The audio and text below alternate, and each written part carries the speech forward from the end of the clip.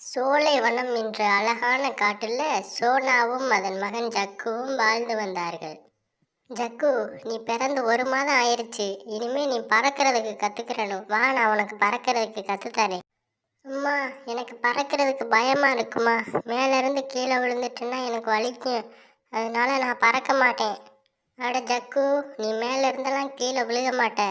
நான் உனக்கு எளிமையா பறக்கிறதுக்கு கத்துத்தரேன். வா ஜக்கு. அப்படின்னா சரிம்மா, நான் பறக்கிறதுக்கு கற்றுக்கிறேன் என்று கூறி ஜக்குவிற்கு பறப்பதற்கு கற்றுக் கொடுத்து கொண்டு இருந்தது சோனா குருவி. ஜக்குவும் எளிமையாக பறப்பதற்கு கற்றுக்கொண்டான். ஜக்கு, நான் சொல்லி கொடுத்த மாதிரியே கொஞ்சம் தூரம் மட்டும் பறந்து காமி. அம்மா, எனக்கு ரொம்ப நல்லாவே பறக்க தெரியும். இப்போ நான் அதிக தூரம் பறக்கிறேன் என்று கூறிவிட்டு அதிகமான உயரத்தில் பறந்து விட்டான் ஜக்கு. ஜக்கு, நீ அதிக தூரமெல்லாம் பறக்காத. அங்கேருந்து நீ கீழே விழுந்தா உனக்கு வலிக்கும். அதனால கீழே இறங்கி வா ஜக்கு. இப்படி பேசி கொண்டிருக்கும் போதே ஒரு பெரிய சூறாவளி காற்று அந்த பக்கமாக வீசியது. அப்படி வந்த சூறாவளி காற்று பின்பு ஜக்குவையும் நிலை தடுமாற வைத்து அவனையும் இழுத்து சென்று விட்டது. அச்சச்சோ ஜக்கு, உன்னை ரொம்ப தூரம் பறக்கக்கூடாதுன்னு சொன்னில்ல. இப்போ பாரு, உன்னை சூறாவளி காற்று இழுத்துக்கிட்டு போகுது. இரு, நான் உடனே உன்னை வந்து காப்பாத்துறேன். சிறிது நேரம் கழித்து ஜக்குவை கண்ணுக்கு எட்டாத தூரம் இழுத்து சென்று விட்டது அந்த சூறாவளி. பின் ஜக்குவை தேடி அந்த பக்கமாக சென்று கொண்டிருக்கும்போது ஒரு பெரிய மாமரம் ஒன்று அங்கே இருந்தது. அதனிடம் சென்று இப்படி கேட்டது சோனாக்குருவி.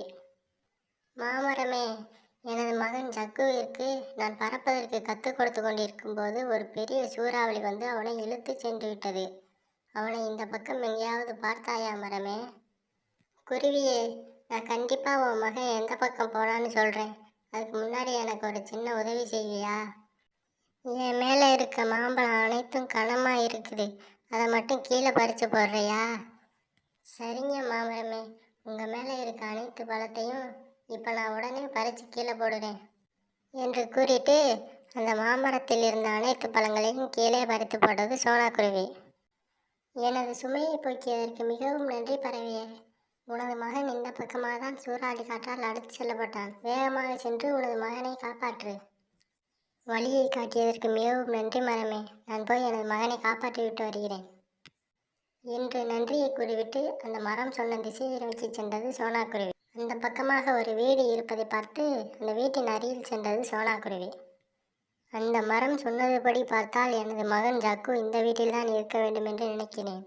அதனால் அந்த வீட்டின் கதவை தட்டி பார்ப்போம் என்று அந்த வீட்டின் கதவை தட்டியது சோனாக்குருவி. பின் அந்த வீட்டில் இருந்து ஒரு வயதான புறா வந்தது. என்ன விஷயம் பறவையே, எதற்கு என் வீட்டின் கதவை தட்டினாய்? புறாவே, சிறிது நேரத்துக்கு முன்பாக வந்த ஒரு சூறாவளி காற்றால் எனது மகன் அடித்து செல்லப்பட்டான். அவன் இந்த பக்கம்தான் வந்தான் என்று ஒரு மாமரம் கூறியது. அதனால்தான் நான் உன்னிடம் வந்து கேட்கிறேன் புறாவே. பறவையே, எனக்கு ஒரு உதவி செய்தால் நான் கண்டிப்பாக உனது மகன் எங்கே இருக்கிறான் என்று கூறுவேன். என்ன உதவி புறாவே? இந்த தென்னமரத்தில் இருக்கும் இளநிகளை எனக்காக பறித்து போட்டால் நான் உனது மகன் எங்கே இருக்கிறான் என்று கூறுவேன் என்று கூறியவுடன் சோனாக்குருவி அந்த தென்னமரத்தில் உள்ள இளநிகளை பறித்து கீழே போட்டது. குருவியே, உனது மகனை நான் தான் எனது வீட்டில் தங்க வைத்துள்ளேன். சூறாவளி காற்றால் அவன் இங்கே மயங்கிய நிலையில் கிடந்தான். அவனை நான் தான் காப்பாற்றி எனது வீட்டில் தங்க வைத்திருக்கிறேன். எனது மகனை காப்பாற்றியதற்கு மிகவும் நன்றி புறாவே.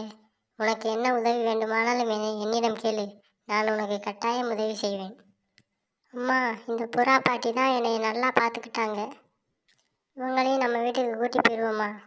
ஆமாம் புறா அம்மா, நானும் இதை தான் நினச்சேன். நீங்கள் எங்கள் கூடயே வந்துடுங்க, நான் உங்களை பத்திரமா பார்த்துக்கிறேன். பின்பு சோனாவின் வீட்டில் மூவரும் சந்தோஷமாக வாழ்ந்தார்கள்.